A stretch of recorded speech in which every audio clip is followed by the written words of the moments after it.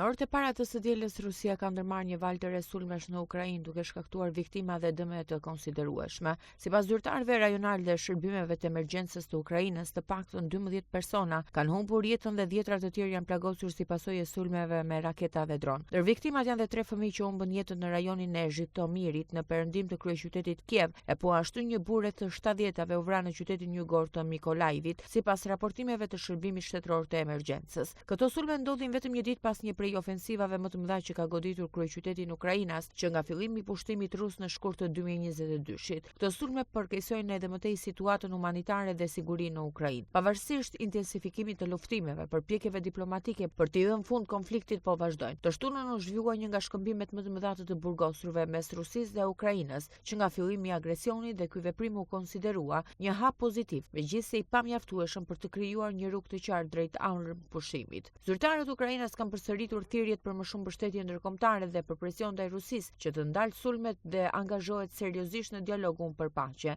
Megjithatë, Moska deri tani ka injoruar kërkesat për armë pushim të përhershëm, duke vazhduar ofensivën ushtarake në disa fronte.